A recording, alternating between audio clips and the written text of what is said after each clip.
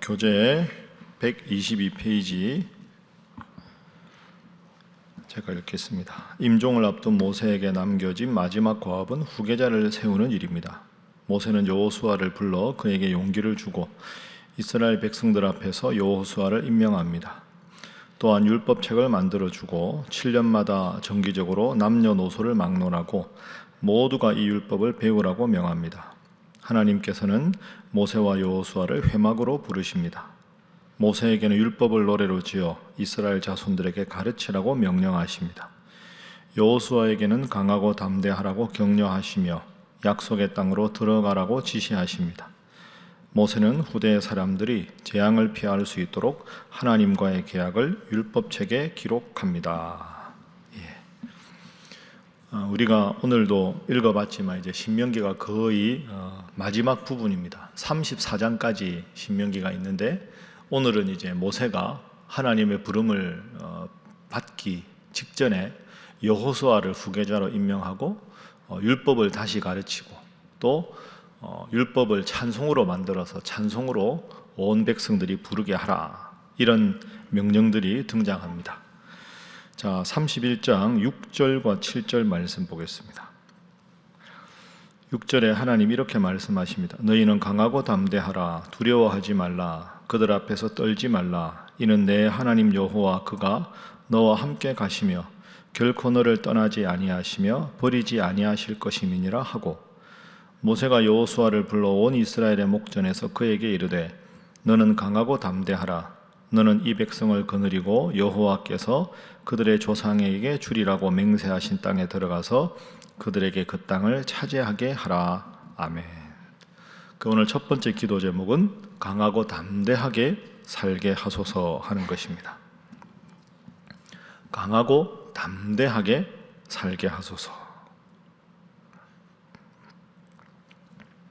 성경에 여러 말씀들이 자주 나오는데 강하고 담대하라, 두려워하지 말고 놀라지 말라, 이제 이게 여호수아 1장에도 나오지 않습니까?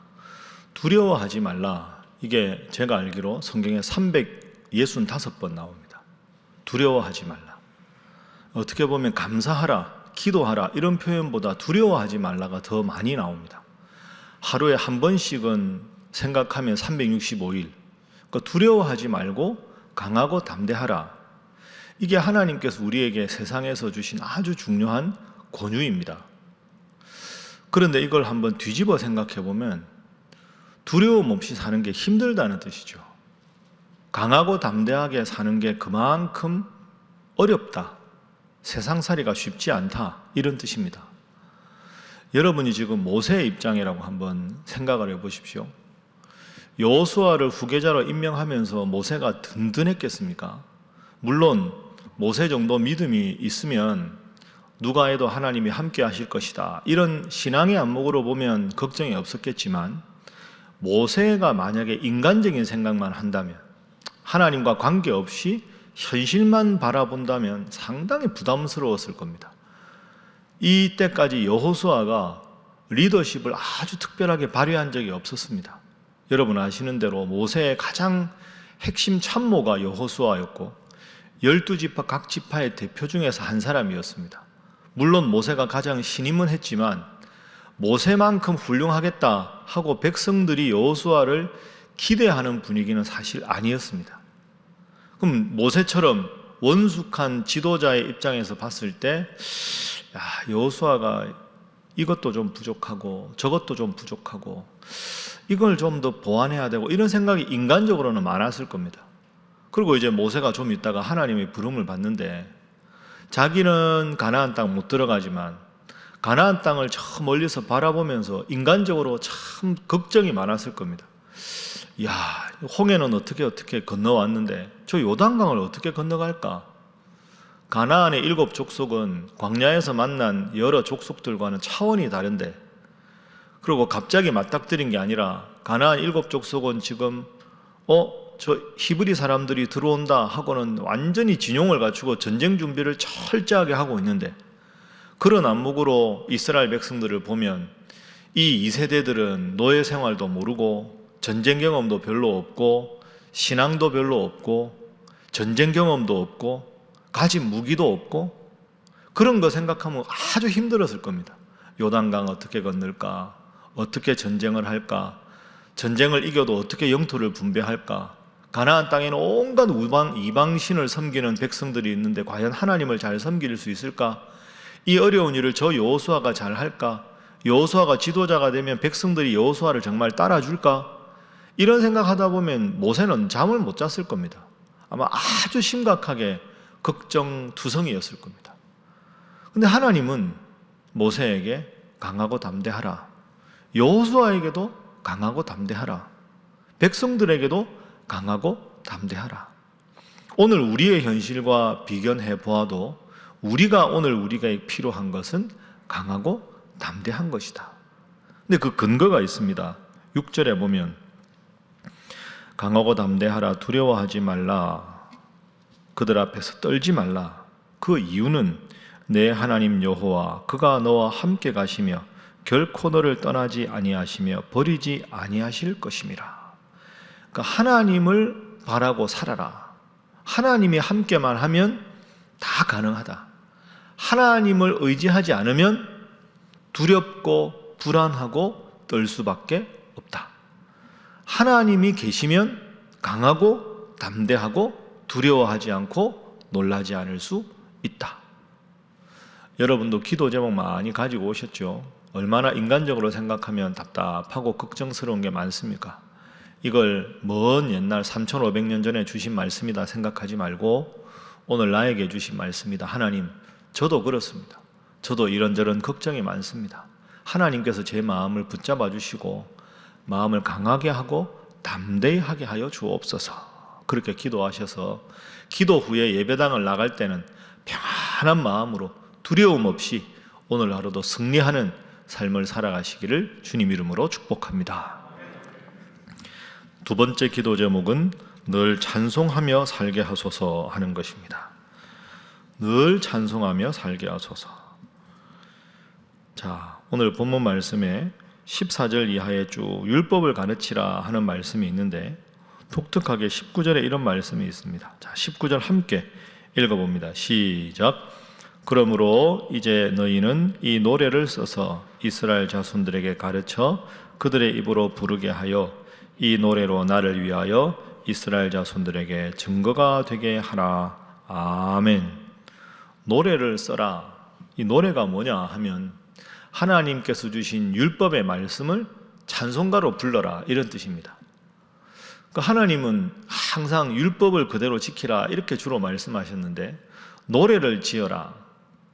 그럼 우리에게 적용하면 말씀을 읽는 것뿐 아니라 늘 찬송을 부르며 생활하라, 이런 뜻입니다. 우리가 말씀은 외울 수 있는 게 제한되어 있습니다. 그리고 말씀을 읽으려면 우리의 눈이 늘 말씀을 바라보아야 하는 겁니다. 그런데 찬송의 좋은 점은 찬송은 다른 일을 하면서도 들을 수 있죠. 이렇게 쓸면서도 들을 수 있고 이어폰으로 들을 수 있고 집안에서 일을 하면서도 그냥 늘 찬송가를 배경음악으로 차분하게 들으면서 우리가 마치 우리가 물된 농사 못하지만 할 때 늘 예배당에 입구에 들어오면 찬송가 소리 나는 게 얼마나 우리 마음을 기쁘게 합니까? 그러니까 지금 모세 입장에서는 제가 모세라면 이게 고민이었을 것 같습니다. 출애굽 1세대들은 그래도 하나님을 믿었고 홍해도 경험했고 다 그 엄청난 은혜를 경험했는데 지금 이 백성들은 광야에서 태어나서 지금까지 오다 보니 노예 생활의 고통도 모르고 마치 우리나라로 말하면 6.25 전쟁을 겪은 세대와 전후 세대가 아무래도 차이가 나는 것과 비슷하지 않겠습니까? 율법을 아무리 강조해도 읽을 때만 읽고 평상시에는 하나님 뜻대로 사는 것 같지도 않고 절기를 지키라 그래도 절기 때만 하나님께 예배하고 평상시에는 아무 하나님에 믿는 신앙이 없고 이러다가 저 가나안 땅 들어가면 10중 8구 우상 숭배할 텐데 이걸 어떻게 해야 되나? 이게 아마 모세 입장에서 심각한 고민이었을 겁니다. 그러니까 하나님께서 지혜를 주십니다. 찬송을 불러라. 그러니까 말씀은 말씀을 듣는 시간에 국한되지만 늘 말씀으로 곡조를 만들어서 찬송을 부르고 가족들끼리도 모이고 지파들끼리 모일 때도 찬송을 부르고 그래서 늘 일상 속에서 하나님을 기억하라. 찬송의 의미는 일상 속에서 하나님을 기억하라 하는 그런 게 되는 겁니다. 우리가 잘 부르는 찬송가 중에서 내 주를 가까이 하게 함은 그 뒷부분의 가사에 보면 내 평생 소원은 늘 찬송하면서 주께로 나가기 원합니다 하는 거죠. 여러분은 말씀도 읽으시지만 얼마나 찬양을 열심히 들으십니까? 이게 참 우리 일상에 도움이 많이 됩니다. 저는 아침에 이제 아침 식사하고 교회 오면 제일 먼저 하는 게 9시 출근이니까 제가 8시 한 40분이나 45분 이렇게 오면 맨 먼저 이제 찬양을 듣습니다. 요즘에 우리 교회에서 수요 기도회 때 했던 찬양 중에서 광야를 지나며라는 찬양이 있는데 제가 참 좋아하는 찬양이라 이제 그거 맨 먼저 틀어놓고 잠시 기도하고 다시 교회 왔으니까 그리고 이제 커피 한 잔 내리고 그렇게 하루를 시작합니다. 혼자 있으니까 이게 삭막하지 않습니까?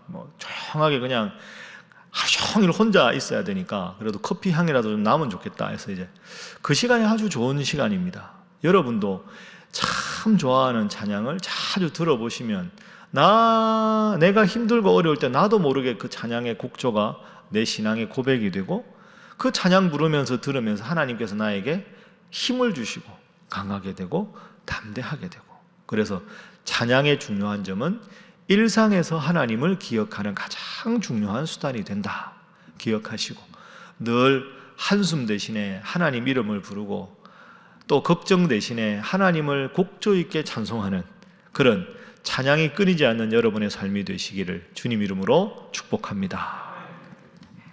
세 번째 오늘 본문의 귀한 교훈은 말씀이 능력이다 하는 것입니다. 말씀이 능력이다. 불안하고 떠는 모세에게 여호수아에게 이스라엘 백성에게 하나님께서 말씀하셨습니다. 자, 11절 말씀에 보면 온 이스라엘이 내 하나님 여호와 앞 그가 택하신 곳에 모일 때 이 율법을 낭독하여 온 이스라엘에게 듣게 하라. 온 이스라엘이 모이면 항상 율법을 낭독하고 듣게 하라. 백성의 남녀 어린이 내 성읍 안에 거류하는 타국 외국인들까지 다 모으고 말씀을 배우고 이 율법의 모든 말씀을 지켜서 행하게 하라. 13절 함께 읽습니다. 시작. 또 너희가 요단을 건너가서 차지할 땅에 거주할 동안에 이 말씀을 알지 못하는 그들의 자녀에게 듣고 내 하나님 여호와 경외하기를 배우게 할지니라. 아멘. 요단을 건너가서 차지할 땅에서도 하나님 경외하기를 배우라. 그러니까 계속해서 지금 말씀하시는 것이 말씀을 배우라 하는 겁니다. 이제 우리가 말씀 속으로 말씀과 함께는 이번 주로 끝이 납니다. 이제 어제 우리가 이제 교육자 회의할 때 알아보니까 우리가 보통 말씀과 함께를 1000부 정도 찍습니다. 근데 이번 주일날 나간 게 한 900건 가까이 나갔습니다. 평소보다 더 많이 나간 거죠. 그러니까 물론 이제 한 분이 하나씩 들고 가기도 하셨지만 구역 식구들 나눠주신다고 저는 그게 아주 좋습니다. 그거 뭐 돈 들어도 더 찍으면 되지 않습니까? 그래서 가능하면 저는 한 가정에 하나가 아니라 식구별로 다 가져가시면 좋겠습니다. 그렇게 하면 아이들도 자기 책상 위에 그게 있으면 가끔이라도 할 거 아닙니까? 그게 돈이 중요한 게 아니라 그래서 여러분들도 저도 그렇게 하는데요. 저는 몇 건 가지고 있거든요. 저는 제 목양실에도 하나 놓고 집에 가서도 하나 놓고 제가 늘 가지고 다니는 가방에는 늘 넣어놓습니다. 그러니까 수시로 이제 그걸 보고 제가 설교 노트도 하고 체크도 하고 그게 얼마나 좋습니까? 말씀으로 살아가는 것 이게 참 좋습니다. 그래서 이제 어제 오늘 해서 이제 우편으로 신청하신 분들 다 보내드리고 또 이제 다음 주 되면 이런 일이 생깁니다. 여러분 새벽 기도에 여러분들은 가지고 오시는데 다른 교회 성도들 중에서 우리 교회 새벽 기도 오시는 분들 또 여러분들 중에 가끔 새벽 기도 오셨는데 교재가 없으신 분들은 다음 주간에 목사님들이 들고 또 나누어 드려야 되잖아요. 그러니까 여분이 더 필요해서 제가 어저께 좀 더 찍어야 되겠다 그렇게 목사님들께 말씀을 드렸습니다. 저는 이게 참 흐뭇하고 좋은 일입니다. 그래도 성도들이 그걸 가져가서 늘 말씀을 읽는 것. 여러분 생각해보면 일주일에 한 번, 일주일에 2번 이렇게 예배 드리는 걸로 우리의 신앙생활을 지키기가 참 힘이 듭니다. 그렇지만 이렇게 늘 말씀을 읽는 게 얼마나 힘이 되는지 모릅니다. 여러분 열심히 하시겠지만 여러분 자녀들은 얼마나 열심히 합니까? 잘 생각하시고, 늘 말씀드리지만 여러분의 다음 세대가 바로 서는 유일한 길은 이 하나님 말씀에 바로 서는 것인 줄로 믿습니다. 짧은 시간이지만 늘 이거 하게 하십시오. 그리고 조금이라도 하면 열심히 칭찬하고 격려해 주십시오. 결국은 하나님이 지키셔야 여러분의 인생이 바로 되는 것이고, 하나님이 지키셔야 여러분의 다음 세대, 자녀와 자손들이 하나님의 복 받지 않겠습니까? 오늘 말씀은 아주 기본적인 것인 거 아니면 가장 중요한 것, 인생을 살아갈 때 인생이 쉽지 않다, 강하고 담대하게 살아야 한다. 강하고 담대하게 살기 위한 가장 중요한 것은 하나님이 함께 하심을 믿는 것이다. 두 번째는 늘 일상 속에서 하나님을 기억하는 제일 좋은 방법은 찬양이다. 늘 입으로 찬양을 하고, 그리고 제일 중요한 것, 이 말씀을 너의 입에서 떠나지 말게 하라. 하나님 중심, 찬양 중심, 말씀 중심. 가장 기본적이지만 가장 중요한 이것을 꼭 기억하셔서 여러분이 잘 되시고 여러분의 자자손손 복받는 귀한 믿음의 가문 되시기를 주님 이름으로 부탁합니다. 기도하겠습니다. 하나님, 이 험하고 거친 세상에서 강하고 담대하게 하나님만 바라보며 늘 입술로 찬송하며 늘 눈으로 말씀 읽고 마음으로 새기고 두 발로 실천하는 삶을 살게 하여 주시옵소서. 기도하시고 또 우리 사랑하는 교회, 또 오늘 수요 기도회 위해서 코로나19로 힘들어하는 이 땅을 위해서 여러분의 간절한 기도가 필요한 병약하신 분들, 병에 걸리신 분들, 사랑하는 자녀들, 자손들, 그리고 우리 사랑하는 선교사님들 위해서 다 함께 주님 앞에 기도하겠습니다. 주여 믿습니다. 주여 믿습니다. 주여 믿습니다.